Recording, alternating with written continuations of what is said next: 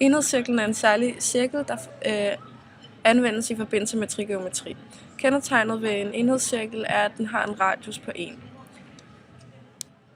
Så man tegner enhedscirklen ved at sætte den ind i et koordinatsystem, og så har den en radius på 1.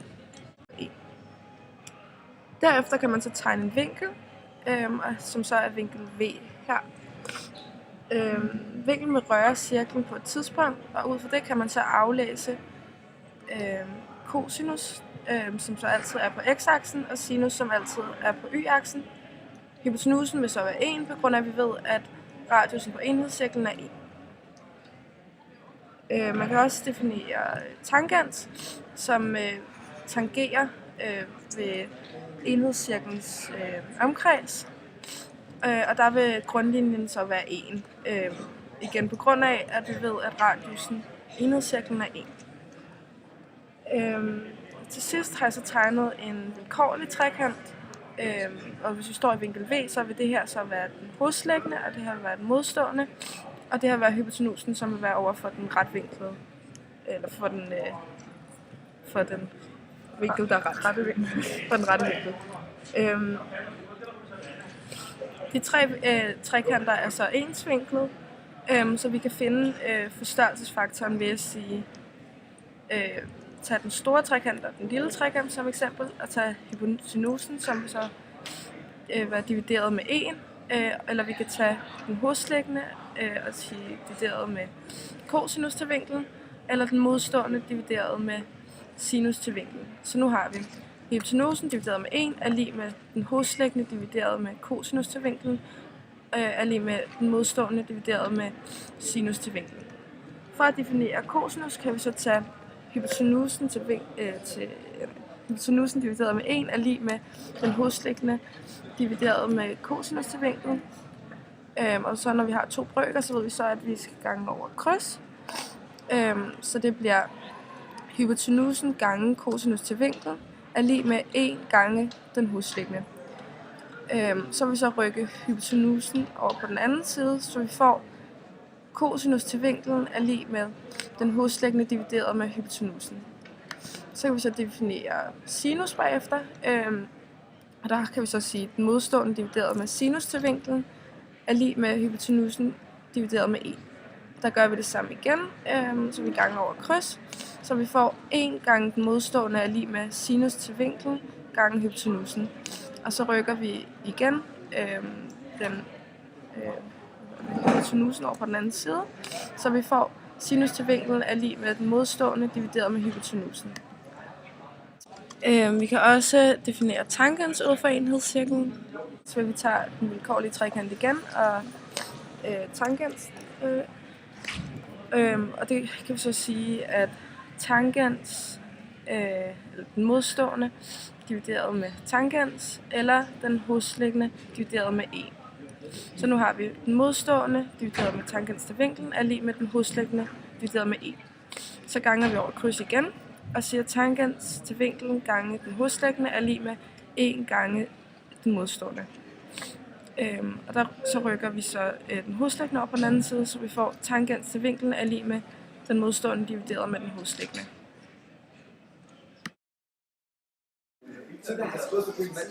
Nu vil jeg forklare sinusrelationerne.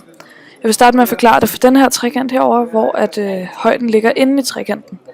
Derfor så jeg delt trekanten op i 2 retvinklede trekanter, hvor jeg vil finde h i begge trekanterne.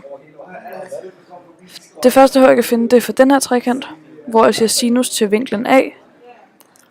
Og sinus er jo sinus til vinklen er lig med den modstående divideret med hypotenusen.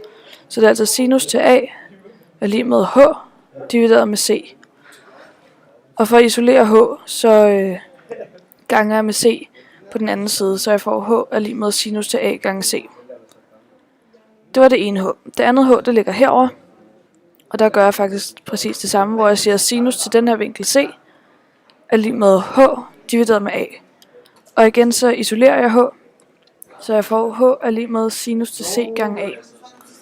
Så nu har jeg altså 2 definitioner på h, så jeg kan sætte dem over for hinanden og sige h er lig med h, og dermed tage de her 2 og sige Sinus til a gange c er lig med sinus til c gange a. Og det vil jeg gerne have skrevet om til sinusrelationen. Så ved at dividere sinus til c herover og sinus til a herover, får jeg altså a divideret med sinus til a er lig med c divideret med sinus til c. Sådan er det for en trekant, hvor højden ligger inde i trekanten. I en trekant, hvor højden ligger uden for trekanten, bliver jeg nødt til at tegne en ekstra retvinklet trekant udenpå her, hvor højden er herude. Det første jeg kan gøre, det er at finde højden i hele den store trekant, hvor jeg så siger sinus til den her vinkel A er lig med h divideret med c. Og igen for at isolere h, så ganger jeg bare med c på den anden side, så jeg får h er lig med sinus til a gange c. Den anden jeg skal finde, det er altså højden i denne her trekant.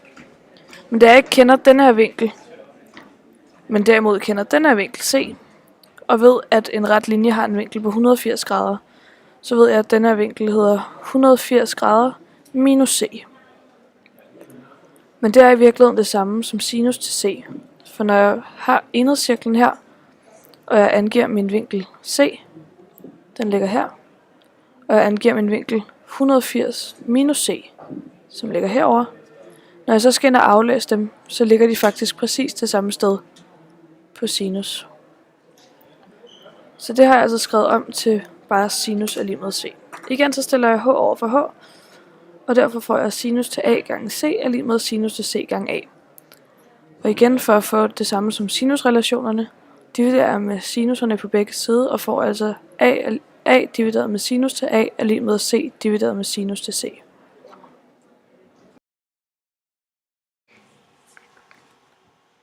Nu vil jeg forklare, hvordan jeg har fundet frem til de resterende stykker i den her trekant, KLM. Det jeg har fået oplyst om trekanten, det er, at vinklen K er 35 grader, og vinklen M er 60 grader, og siden K er 6.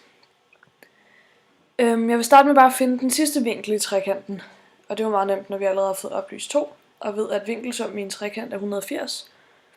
Så jeg siger 180 minus 35 plus 60, og det giver 85 grader. Så vinklen L er altså 85 grader. Nu skal jeg så til at finde siderne. Og til det der bruger jeg sinusrelationerne, som jeg har skrevet op heroppe.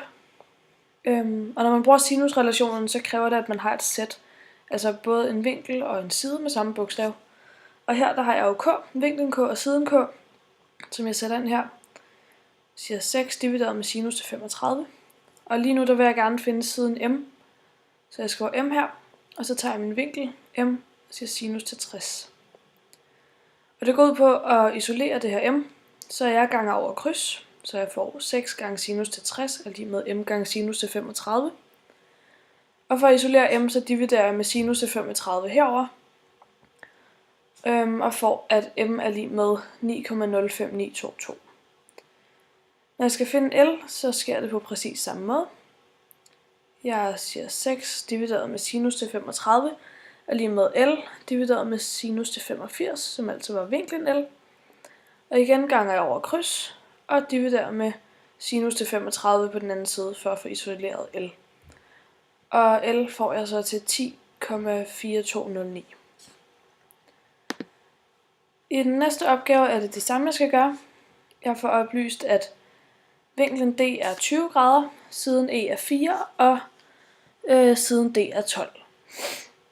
Og lige nu der kan jeg ikke starte med at bare finde den sidste vinkel, for jeg har kun fået en oplyst. Men jeg vil gerne finde vinkel E, og det gør jeg igen ved hjælp af sinusrelationerne. Jeg siger 12 divideret med sinus til 20, som altså var det her D-sæt, er lige med 4 divideret med sinus til E. Og nu er det jo E'et, jeg skal have isoleret. Så jeg ganger over kryds og får 12 gange sinus til E er lige med 4 gange sinus til 20. Og jeg dividerer med 12 herover for at få isoleret sinus til E. Men det er ikke nok. Jeg vil gerne have isoleret et rent E. Og for at få sinus over på den anden side, skal man bruge sinus i minus første, som hedder arksin her i TI Inspire.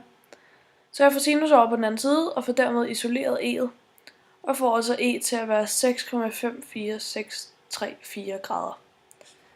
Og nu har jeg så 2 oplyste vinkler, og kan derfor bare finde den sidste vinkel ved at sige 180 minus 20 plus 6,54634 er lige med 153,454 grader.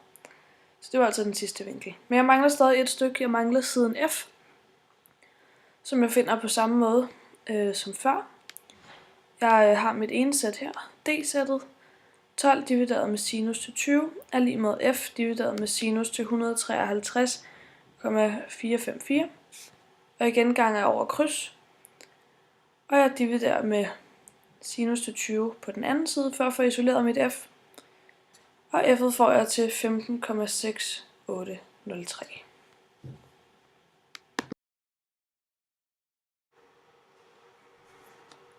Jeg vil nu gøre rede for, at sinus til vinklen er lig med 0,8 har mere end en løsning. Så man kan se på den her enhedscirkel, der har vi en vinkel her, en vilkårlig vinkel, som er tegnet her. Derudover så har vi 180 minus den her vinkel, beskrevet lige her. Og når vi tegner stregene ud, så vi kan se vinklerne her, helt ud til de rammer enhedscirklen, så kan vi faktisk se, at når vi tegner dem ind her, så skærer de sinus præcis det samme sted på 0,8. Så sinus til vinklen er lige med 0,8 har altså to løsninger. Den har både V, og den har 180 minus V.